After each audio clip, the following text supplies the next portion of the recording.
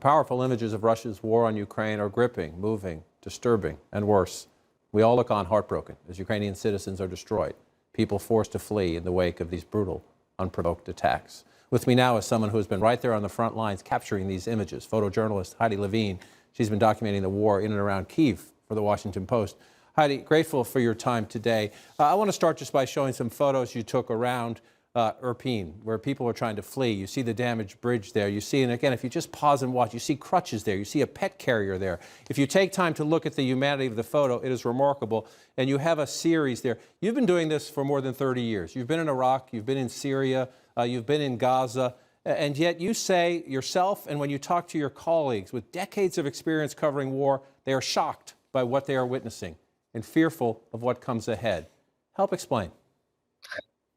Well, I mean, it's true. I have not met any journalist who has been working as long as I have in conflict zones and covering wars. That it just, I mean, every time I bump into somebody that I know or somebody I don't even know, we're just a shock that what we're seeing is actually happening. I mean, how could this be happening in 2022? It feels like we haven't learned absolutely nothing from history. And every time I see people fleeing and people carrying their elderly parents, their grandparents, their pets, and I'm not just talking about one pet. I've met families that are carrying 3 dogs, their babies, their cats, and elderly women and men covered in snow the other day during a brief snowstorm. I even tried to help a woman to warm her hands, and her shirt was showing, and I could see that she was wearing geriatric diapers. And to be honest, I mean, I woke at 3 o'clock in the morning that after photographing that day, and you know, I was just having nightmares, and I think I just can't imagine being on the other side of my camera. I mean, if people ever imagine that photojournalists or anyone documenting this conflict or any other conflicts are shielded by our lenses, and it's absolutely untrue. We are feeling very emotional and putting down our cameras, helping people, crying with people. People are, you know, sometimes just reaching out and hugging me, and it's really nothing that I've ever experienced before. Uh, And we're all afraid of what can happen in the near future here.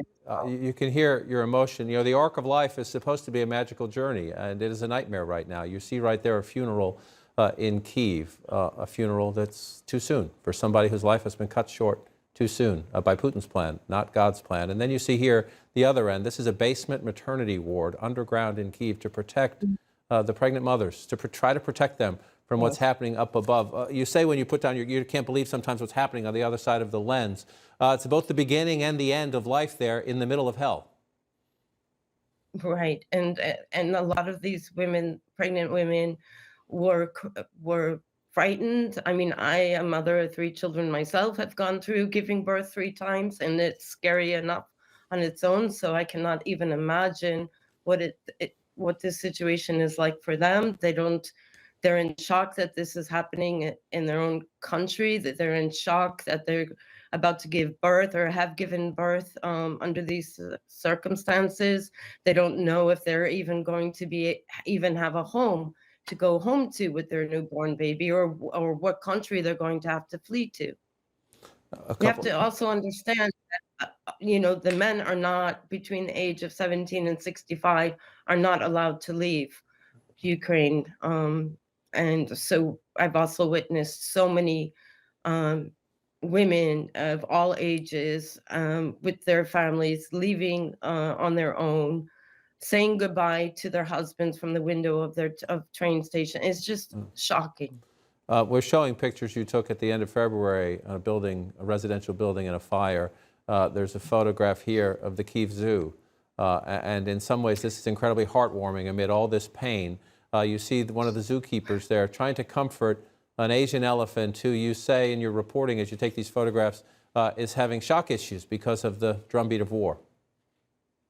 Yeah, I mean, even during our visit to the zoo, we could hear the sounds of sirens.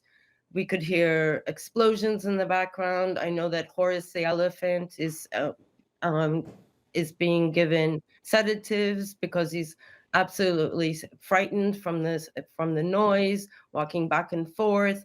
I've heard that even one of the keepers is sleeping with him at night to try to keep him calm. I mean, it's. I mean, I even saw a cemetery that where the graves were destroyed from a shelling. So even the dead are not even allowed to rest in peace here. Heidi, I want to come back to one more photo of the firefighter outside of this apartment building. It's such a lonely photo. If I could ask the control room to bring it back. It's such a lonely photo, in some ways a horrific photo where you see the smoke in the background, and yet so heroic of these first responders in the middle of war trying to do their job. When you see somebody like that, and then as you talk about the toll on yourself, just how do you get through the day? Well, talking about it, I'm working for the Washington Post. I have an incredible team here that I'm part of, and I'm most grateful. I have close colleagues here that I've known for decades. And I know that this is it's a nightmare also on my own family, and they're super scared. It's a nightmare for all of our families, but it's most important, it's total nightmare for the people of Ukraine. But I have seen such incredible resilience, and I have not met anyone of any age who isn't determined to fight for their country, whether it's literally picking up a gun or actually helping to prepare food for the forces or for their neighbors, or to helping a family find insulin for their young child. I think, as you know, I'm very committed to the story. I mean, what I do is not a job. It feels like it's a mission. And of course, it takes a toll. And talking about it and being able to try to make it my audience understand and connect to my photos helps me get through the day. And just yesterday, I did get a message from um, an agency in France that saw the story about a child who was in need of insulin, offering the family help. So, you know, when you see these messages, you know that your work is actually doing something, and it's helping to make a change, even if it's a small change or a little footstep in the right direction. Amen. Amen to that. You're doing remarkable work, both recording this as a news story day to day, but also recording history as it unfolds. Heidi Levine, grateful for your time. More importantly, grateful for your work, and please stay safe.